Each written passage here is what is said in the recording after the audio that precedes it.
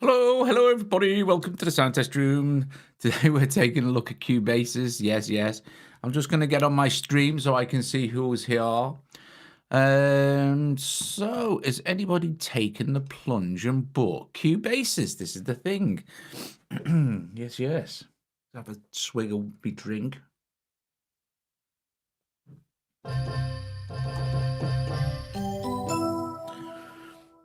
Okay, so it's been updated with tons of new stuff. It's not actually an update, to be fair. It's a whole new complete app. So who's here? Andrew's here. Stephen's here. Hi, folks. Hi, everybody. 19 people watching. Okay, so the engine, the audio engine, is vastly improved sound wise. With the new mini sampler here, with the new, the microsonic. And everything inside in the new Cubasis 3 has been kind of redesigned. So, and you'll notice now that when you select the sound, say for instance, this is DigiKeys, but we can go backwards and forwards here if we want to. They've sorted out some sort of envelope for us already, which is quite nice.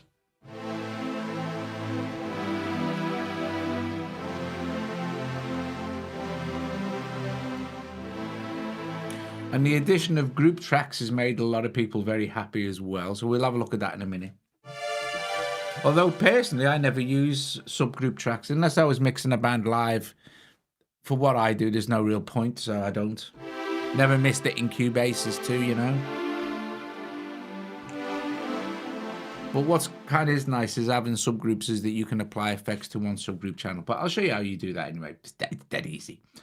So if anyone's thinking of getting Cubasis 3 over Cubasis 2, so they're both two separate apps, so they'll run on your iPad at the same time. No problem. You can swap projects between the two, etc. Not a real issue there. You can also, if you any purchases you've made, you can also easily transfer them over. Okay, so let's see. Okay, well, where do you start really? Let's put some bass drum down. So we can either use MIDI controller as per normal. There's nothing really in this that you can't do in 2. This just does kind of more of it and it's better. So if we look at the pads here like this, we can run our MIDI from the pads here. You can edit. The whole thing's been redesigned. As you see, it looks a lot better now. Let's just use the MIDI. Now, first of all, I will say that if I go into my quantizing section here, you can see it's all been changed. It's just easier. So I have auto quantize on and I have it set at 16ths. That makes life a lot easier too. And when we've actually recorded something, we can have a look at the actual grid sectioning and stuff like this. And also your tempo, for instance, if we want to go into tempo now, our tempo, you would just one click and it opens up our whole recording mode like that. And then you can have a pre-count. I always have a pre-count of 2 bars. Don't really need a pre-roll really. Also, well, that's it. It's self-explanatory. There's nothing really to explain other than what you guys already know. But I'm just going to quickly record a 4 on the floor pattern. I'll stick my metronome on. I'll get a 2-bar count in. Like both here.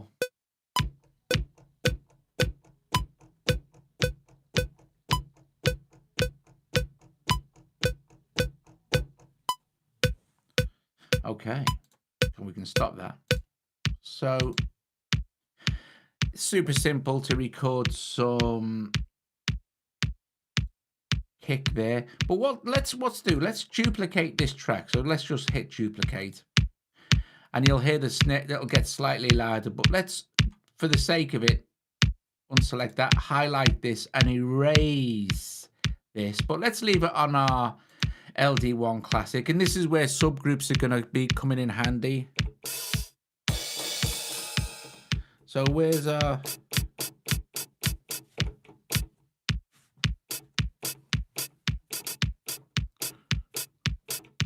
So I'll just record that. Stop raw like this. Was it? So we'll go, I'll have my metronome on as well, just in cases. Here we go.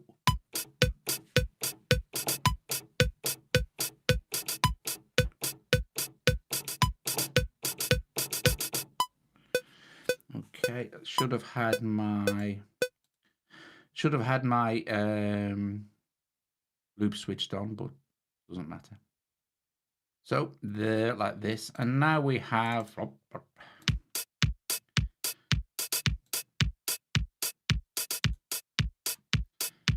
So what I would do at this point, probably, which would probably be a good idea, would be to duplicate both of those. So which we can use our new select feature. Now, do you remember, in the old days, you'd hold it down like this, you see, and you drag like this. But now we don't need to do that. All we do is we just touch what we want to select, and it'll select it in sections for us, which is very handy indeed. And at which point then we can go, oh, right, okay, so we can just go copy and paste, and then we've got our other two tracks here. So what I will do is I will long hold on this section here. Let's just do this. I'll long hold on that there. I'll take select off, sorry. Long hold there, and it automatically sets the loop points. This is the same again as Cubasis 2. You select whatever you want, and you can, if you long hold, it will select the loop points for what you're long holding there. So we can play this now. So let's duplicate this one again. Okay, so duplicate, doink.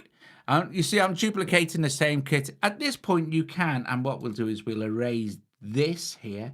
And actually, in actual fact, because I've duplicated it, I want to actually erase both of these. So we can do erase and erase. But I'm only working in this section here.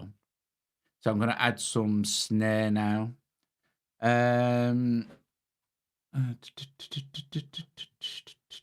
If you're happy with two's absolutely fine, works as a thing. And then maybe at a later date, you might think, well, I'll get three, or you'll see what's been improved and changed in this quite a lot, actually. But you know, anyway, what we could do is we'll put some snare in here, so we can loop this. Actually, I'll just let that carry on looping around like this, and I shall go into my here. What's this? So let's see.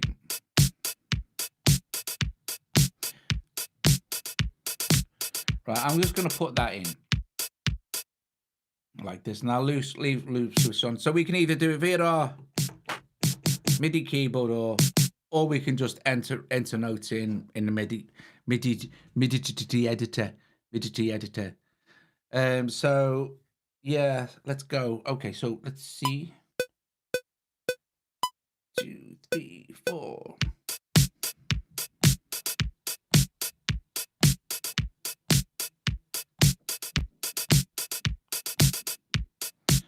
Cool beans.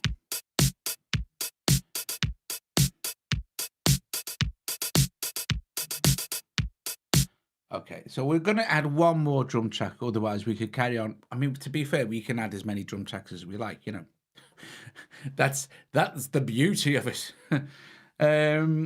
Let's see. Let's add one more. Let's go with a duplicate of this again. It's just easier. I'm quite happy to carry on using the classic machine.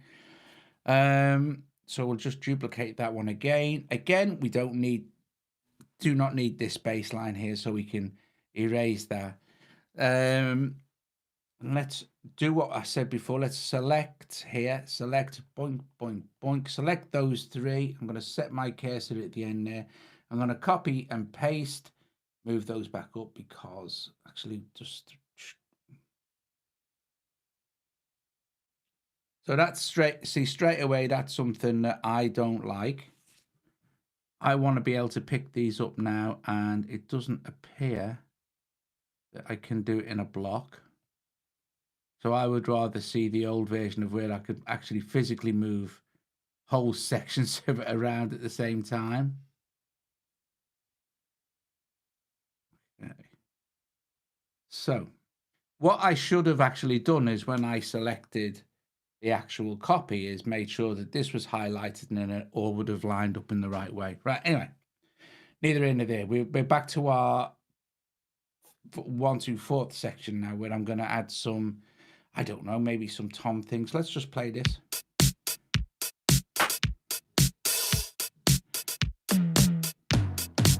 Okay, so I think I'm going to change the classic machine for this last one here. So I think I'll go with one of the new ones, maybe the comp. So that's the LZ1, or maybe the 8. Let's see.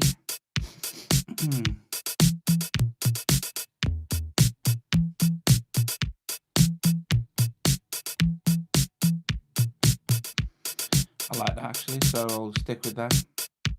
And I'll wait till it comes round again.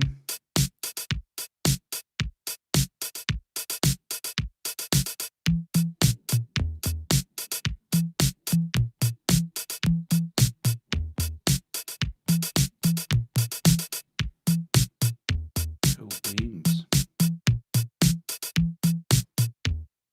Okay, so now we have 4 drum tracks.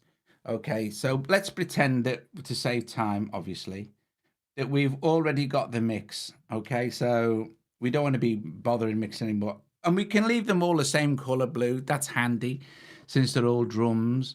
I want to learn Cubasis as well. Stick around. You'll learn a bit. Right, okay, so we've got 4 drum tracks now that we've built up on 4 separate mixer tracks. Okay, so another nice thing about Cubasis 3 is the fact that we can resize our mixer. We can have it extra large, we can have it like this, or we can have it small, which is nice if you got like hundreds of tracks. Okay, so we'll go down like this, but you can have it any size you wish down to this point here. So there are our 4 drum tracks. However, what we would like to do is now group those together so we can control the volumes of those on any. But the beauty of, you might say at this point, well, why have them on separate tracks anyway? Well, you can add, I could add a reverb just to this snare now, stuff like that. So, you know, anyway, let's do this. Let's go add, and let's go add group. Okay, and it's going to add a group here, a group track. So track number 4 is going to be a group. Okay, it's going to ask me what inputs I want in this group here. Okay, so I want my drums in the group track. So just highlight this one, highlight that, highlight that, highlight this. And it tells me that there's 4 tracks in this group. Okay, so it's a done deal. So what I shall do is I move this all the way back to the top now. And we can name this, actually, we should just name this drums, I think. So drums, I'll just name my group drums. Drum, with a capital D, please. Drums. Okay, done. And now we have drums, group track drums. So if we play our track now, our drum track, they will have sales and stuff. You know, this is Steinbeck. Okay, I'll show you some other cool stuff as well you can do in a sec. So if we go into our mixer now, if we here's our individual tracks. Like we could take our kick out.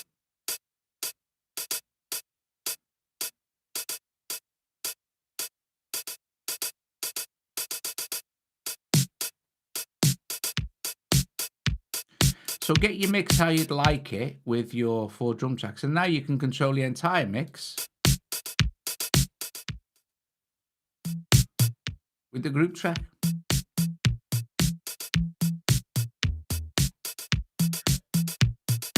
And it makes no difference. You can still mix in here.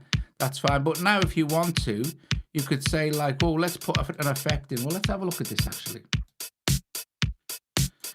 We want to just use the group track to do kind of a master mix. Now, one of the new things in Cubasis 3 is, whereas before you could add up to 5 inserts, now that's been increased to 8 inserts.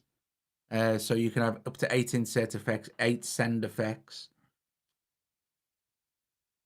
So, you know, there's an improvement there. But let's do this. Let's just make a Let's switch on our studio EQ.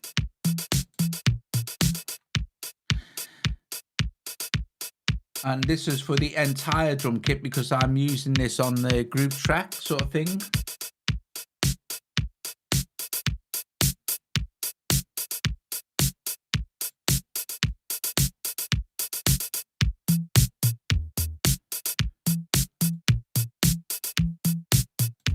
So I'm applying EQ to the entire group mix track. Turn that down a little bit. But say for instance, like just with this snare, for instance, if I long hold that and just let this rotate around the snare, if we wanted to, we could just apply some, we could just apply send. You could just apply that send to the snare and it's not going to affect anything else, you see. Whereas if you had this on the whole thing, then you would be sending it to everything sort of thing. If you had it on the whole, if all this was recorded in one track, you'd have to kind of thing, you'd have to set it up. Anyway, now here's another thing.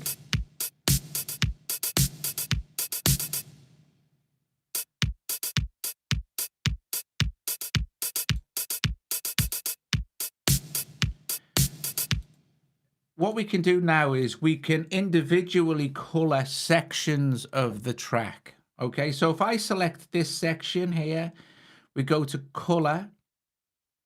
I might want this section to be like indicating that there's a change here sort of thing. So I might take that up to a slightly different blue, like a purpley like this, and all three of them actually. And then this one here, this last one here, I might take to full purple, indicating I have changes, visually indicating I have changes in my tracking view sort of thing. Hi, Joe. Hi. So there we go. We have this now. So we can change colors within the thing, but it's cool because it keeps our main track colors the same. We can just individually change the actual colors inside of the tracking view, which is handy if you want to keep a visual reference of where things are going to change. Or it might be what is usually used is things like for choruses, verses, etc. Don't you work a lot with choruses and verses, so I would use it slightly different, if at all. Anyway, so there's kind of setting up a mix group for your drums. Of course, you could do the same for keyboards, so mix group for drums, mix group for keys, etc., etc. Yeah, so there you go. Do it like that. Okay. So moving swiftly on, this is if we highlight whatever we highlight. So MIDI works like selecting the thing as before. Hang on a sec. Selecting the actual track that you want to work on. And then you can kind of just carry on now. This is church organ. I might want to change that. This is analog strings. Let's stay on analog strings. You might see that now it's all been redesigned as well. Everything is much clearer and nicer. And the sounds are loads and loads better. So if I go up to my let's see now, if I go all the way back to the top there and say choose acoustic piano, the acoustics are good, are better. The playing feel is much better.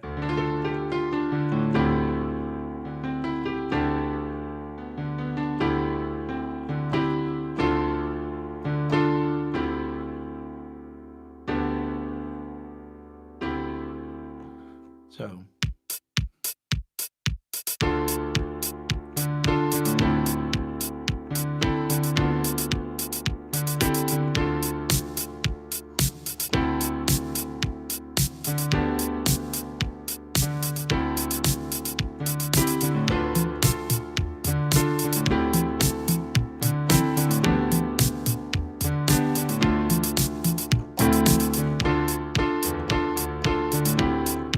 So I quite like that actually. So I'm gonna record that. Let's need to sort that out.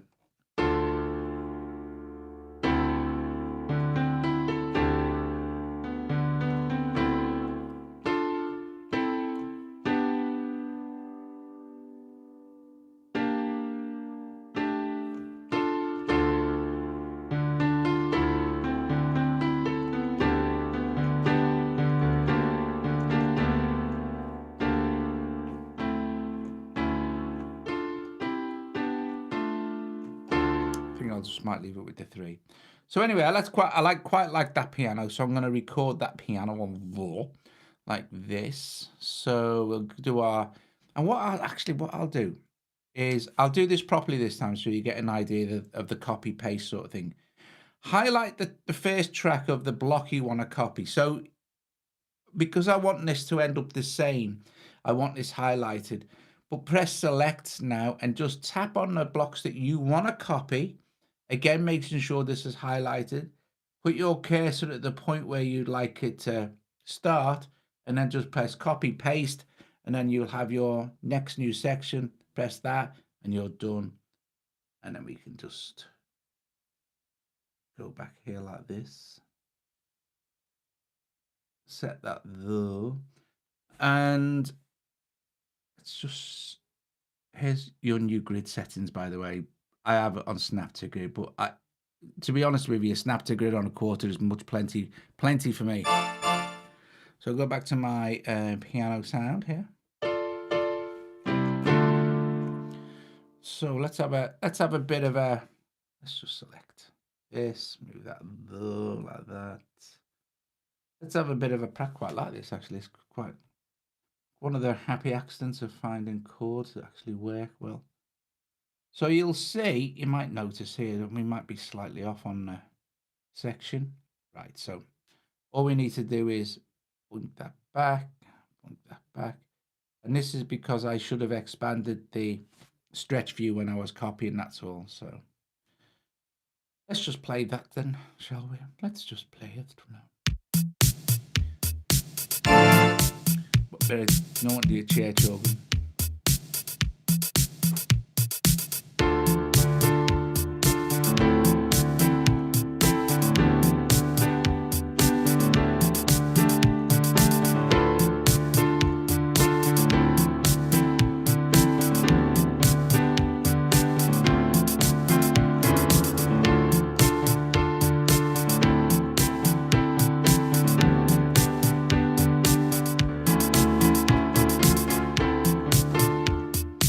Something like that, eh?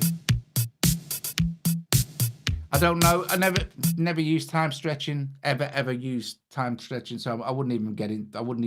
Don't ask me about time stretching. Never use it. I just make everything.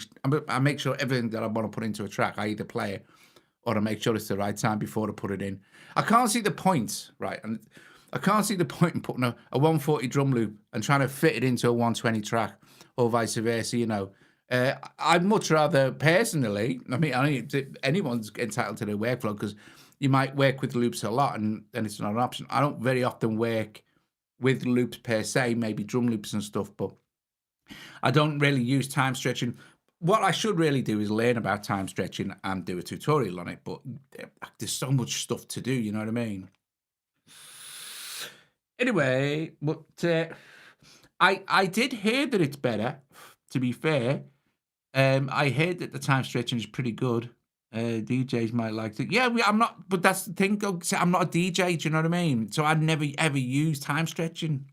I know there's lots and lots of people that use it, but if I can't like know everything about everything and all the different types of, and DJing is a skill on its own, and you know what I mean. DJing, like I could never be a DJ. Have you watched my live streams where I'm playing our music? Right, so I'm just going to quickly record some. I'm going to quickly record this because I think it's quite nice. Here we go. 1, 2, 3, 4.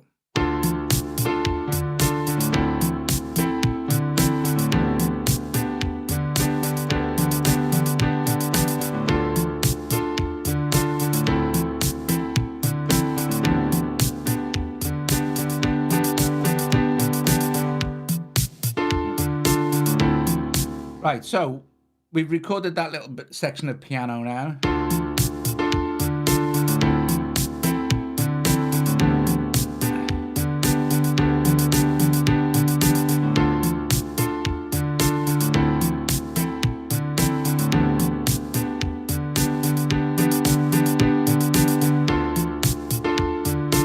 Right, you might notice now that that section there. This first section here, let's expand this. there was it was faulty. I must have made a mistake, and the MIDI's adjusted to suit. So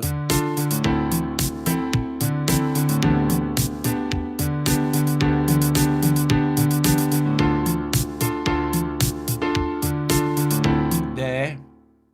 So we can just, all we need to do is just pick this up and just correct it.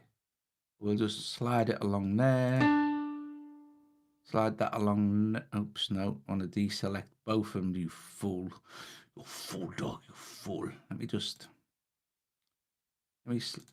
this one. Let me select that one. Move it back there. So this now should sound slightly better. Right now, so I'm thinking I might play this again, actually. Should I have done it again? Look.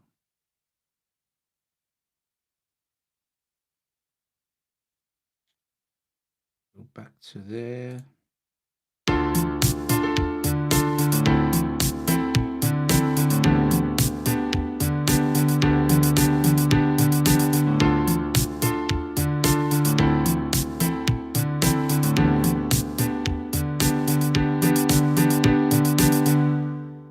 See, this half was right. Let's just do this.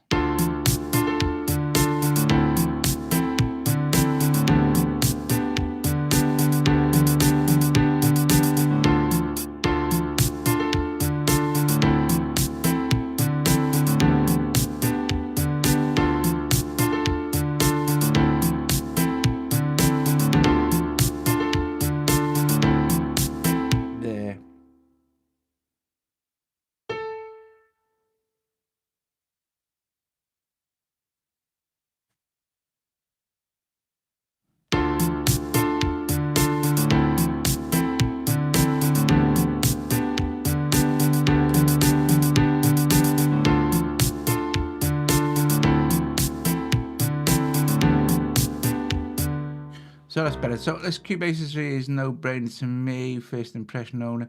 I think it's good. Personally, I think it's worth it.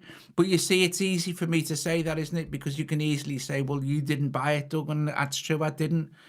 I did buy the original Cubasis though when it first come out. So and I thought that was, that was amazing back then. But we can't expect them to carry on just doing free updates forever and ever. And if they can't do a paid IAP update, they're not allowed to do that. Apple won't let them do that. So it's either a new up or IAPs, but they can't do an updated IAP, if you know what I mean. So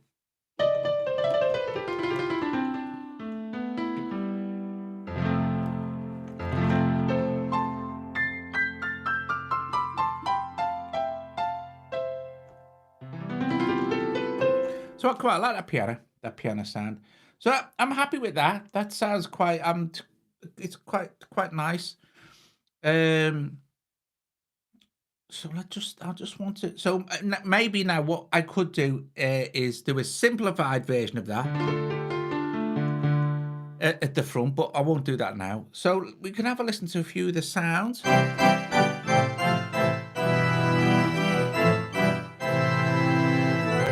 Yeah, they can't. You see, Steinberg. Otherwise, that's what they would have done. They would have said, "Here's an IAP. It's 50 quid," but it changes everything, sort of thing. However, in a way, if you think about it, they've kind of done it in a fair way because they haven't taken away Cubasis 2. They're not going to take away Cubasis 2. As far as I know, it will run as a separate app and it will carry on being updated, I guess. So, if you don't want to if you don't want to go with the Cubasis 3 route, it's not like they're saying, well, we're taking away Cubasis 2, so you don't have Cubasis anymore, because that will be incredibly unfair, obviously. Anyway, this is a sound organ.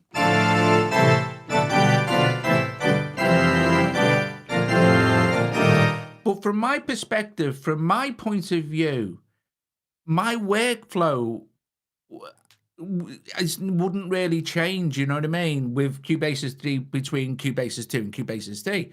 There's nothing in Cubasis 3 where I'd go, oh, well, this will change my workflow entirely because A, I don't use group tracks ever, really. Last time I used group tracks was 1984 or 85 when I was mixing live in Liverpool. So that's just my thing though, because I just don't use them. There's no point in me personally using them. Like there's no point in me personally getting into time stretching, although I should really, because it does interest me. I think they use Elastic, is it Elastic 3 or something like that, or maybe even more than that now. Anyway, but well, cracking on. Right, so they have added many more presets, by the way. If we go to our piano sound now, and what we can do just for now is we can say, well, this should theoretically just fit. If I just move that back there to the beginning, and then make sure this is highlighted, set this there, and then hit copy and paste, I think this piano piece will probably fit quite well with the first one as well.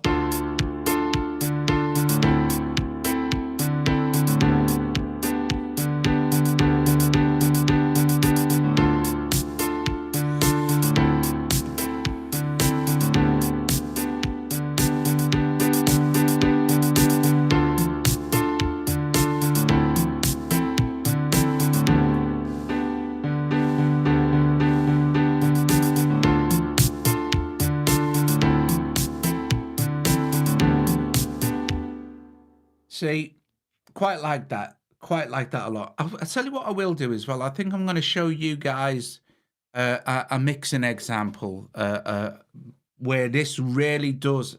Actually, do you know what? I think if I saw this after when if I had Cubasis 2 for years and I was thinking, well, do I really need it? Do I really need it?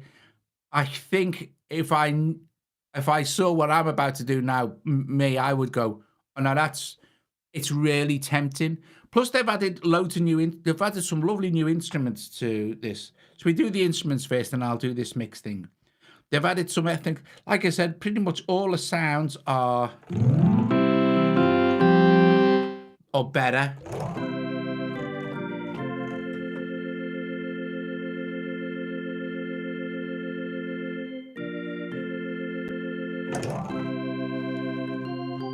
You have your browser along here at the bottom and stuff.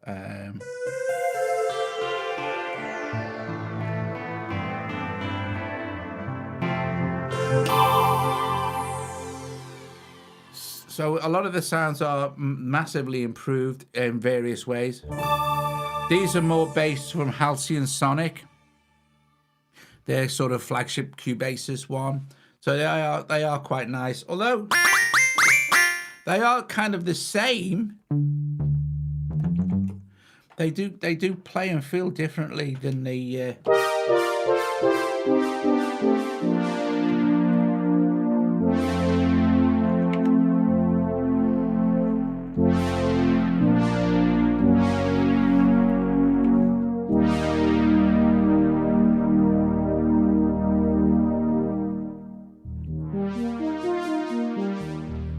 No, it's the stream. Yeah, Joe's right. You can't stream. You can't stream in stereo via iOS. Funnily enough, some of the streams are in stereo. Very few of them, and some of them aren't because that's just out of my hands. Sorry. No, they are stereo. The sounds.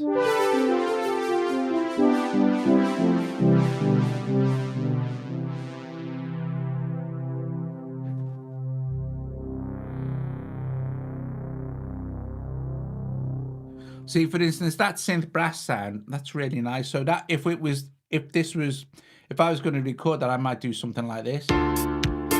Let it set off like that at the beginning.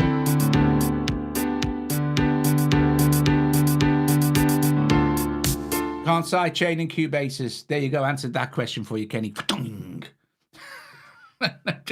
sidechain in anything. You can sidechain in Nano Studio too.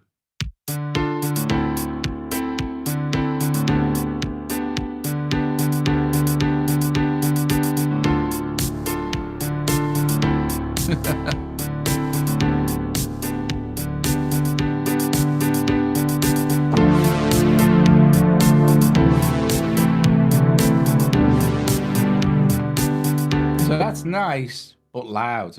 So.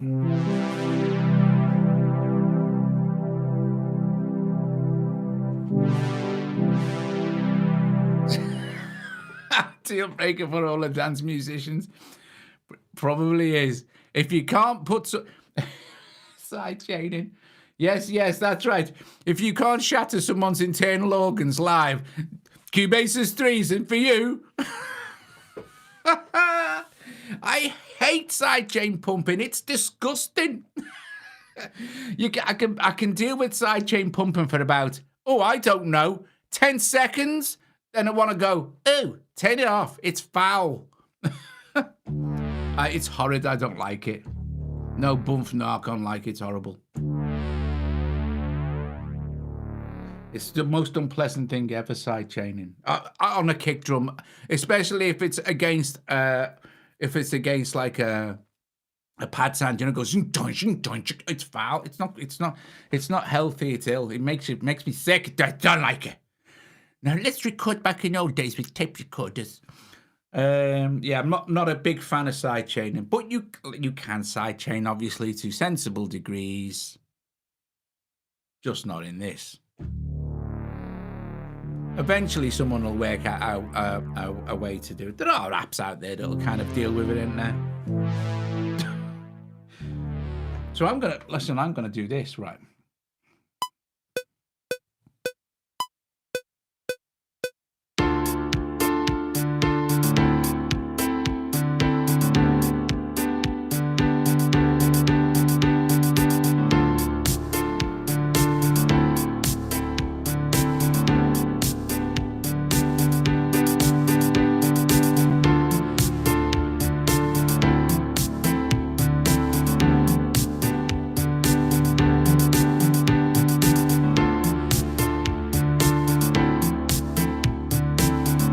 You can easily sidechain Engadget.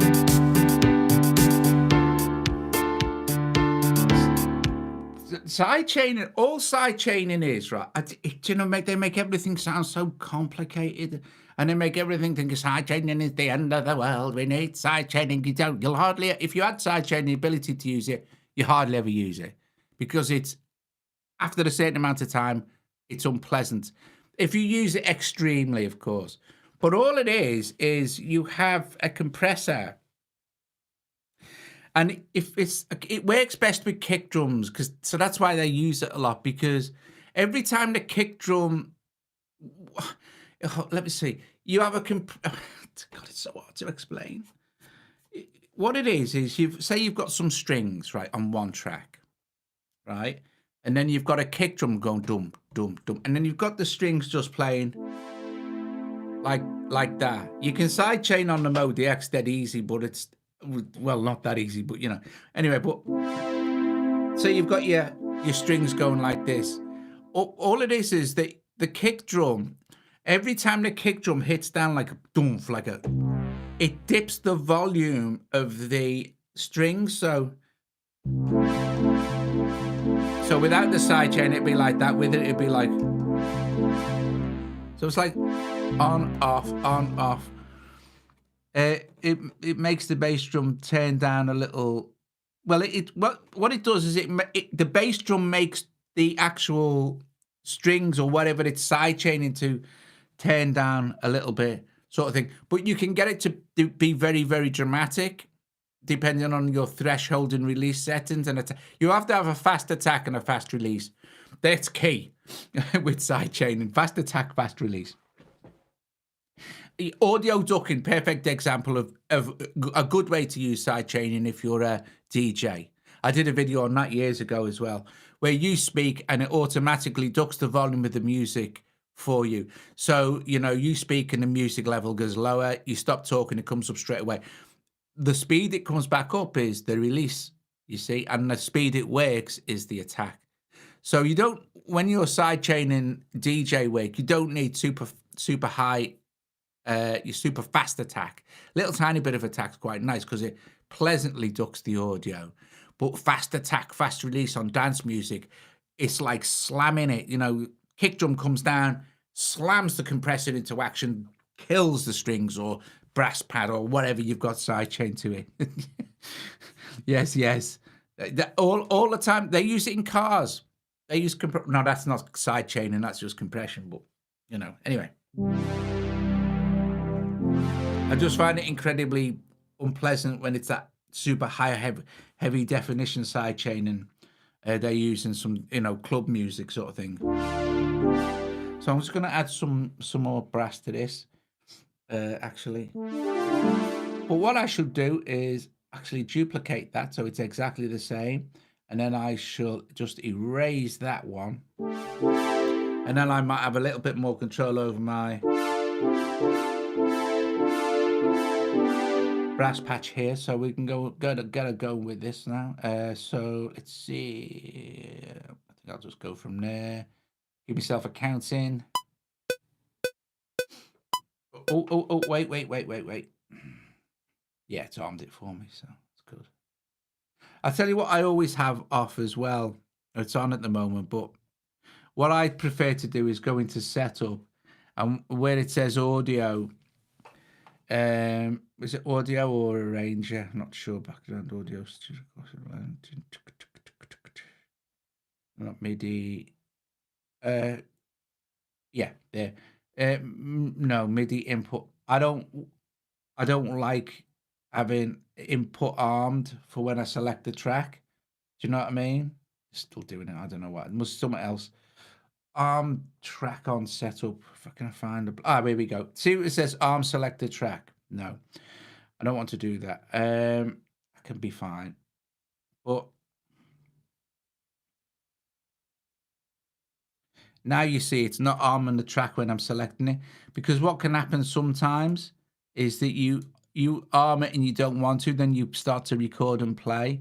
So let's see, waiting on C3, C2 does what I need. Oh, but appreciate the walkthrough. Well, that's fine. Yeah, that's what I mean. That's why they've left C2 there. That's cool beans. Right, so I'm just going to quickly record this.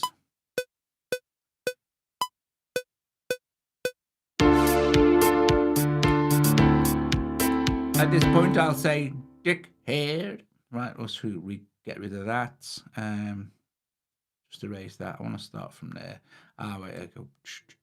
There we go. Set my loop point from there.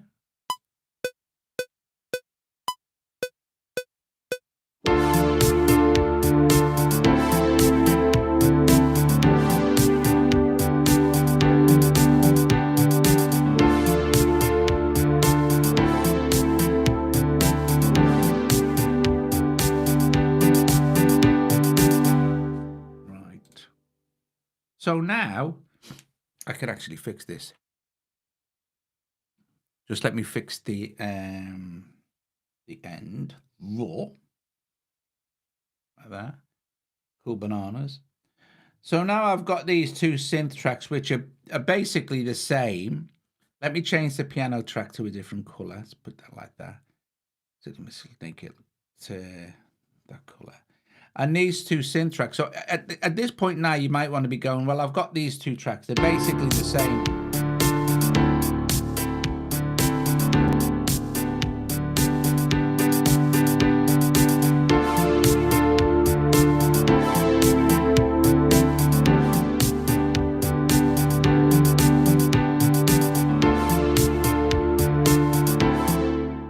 So that's nice. So within the course of, I don't know, half hour, something like that, we've built up a little bit of a track thing, which isn't unpleasant, in the grand scheme of things. But now you see what we could do is, if I were you, keep your group tracks at the top. So we could just go add group now, and I'll just add my two. And it's nice because each group track input, when you add one, gives you the choice of what you want to add in. So I've got my two brass tracks there, so I'll add that brass track, that brass track. And in this group 2, I shall rename that to synth brass. That'll do it, won't it? So we've got drums and synth brass. So if we go to our mixer now, our one and two groupings, our brass isn't going to come in till there. So we can solo we can take the drums out. Here's the first brass track.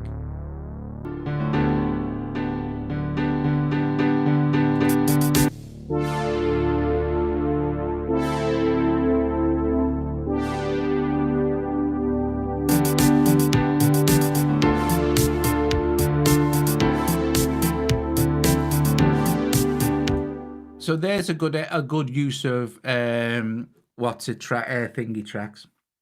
Plus, also having them separated like that and recording the same sound onto separate tracks, apart even the fact that you want to group them, you can then, as we saw with the drums here, we can apply effects to separate.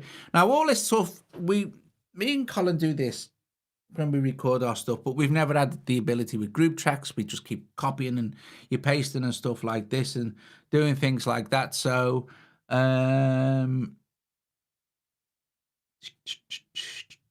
Game of Life. I like Game of Life. It's fun. Right, so now I want to end the evening. I want to show you an example that may make you change your mind. Now, apart from the fact it's had about 75 new effects presets, not effects, guys, presets. You can have now up to 10 sends. You just keep adding them, sort of thing, like this here. Let's see, all the stuff's been redesigned. We've covered all that kind of stuff. You can see what's different up here. Let's see, I want to go and show you how I would do something like this. So here is a track from what will eventually be the new Doug and Colin album. But you can see that, so I just imported this from Cubasis too. Cool beans. And it's quite the track at the moment. It's 14 tracks, but some of them have been doubled and bounced. Okay, so what I shall do is go back to here now and say, for instance, where we're going to be mixing this now, we're happy with the track. I'll play the track anyway, but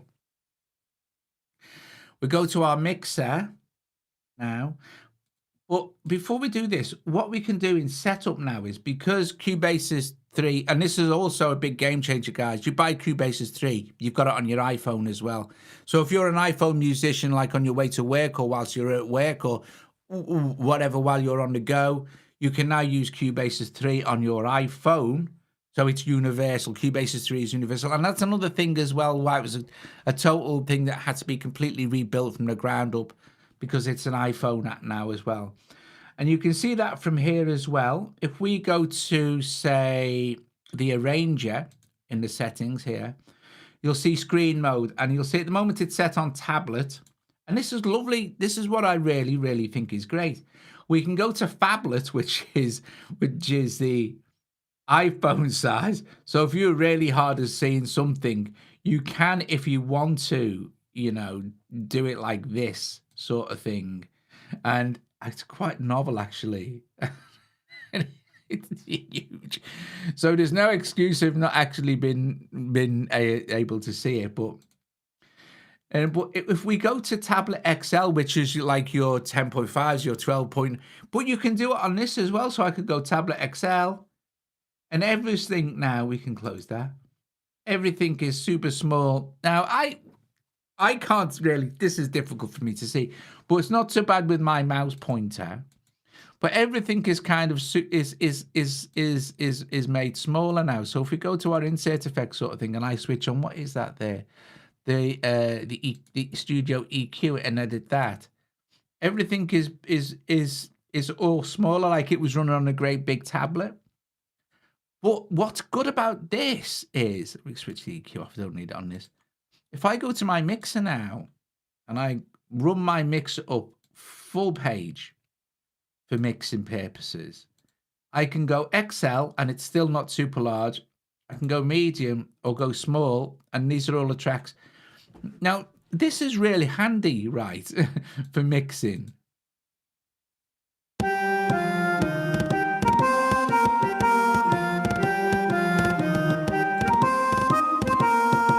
maybe not. I think that.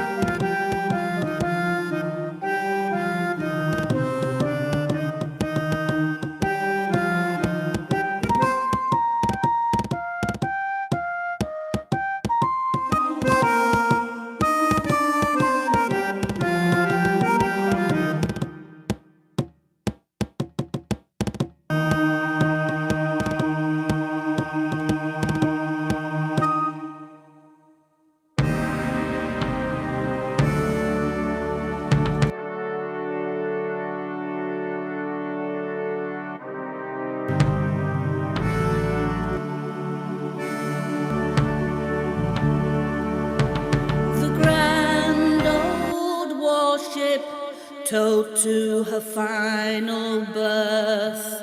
What battles she has seen, some merriment and mirth.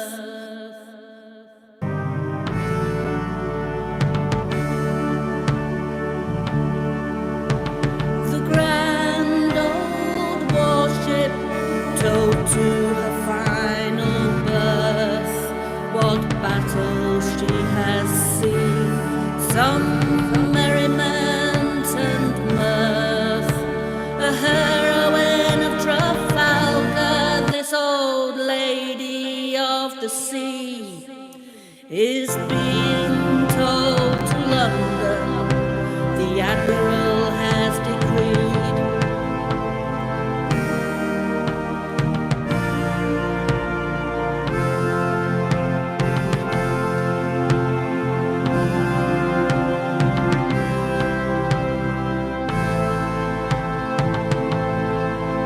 For now this lady's weary, and she has battle fatigue.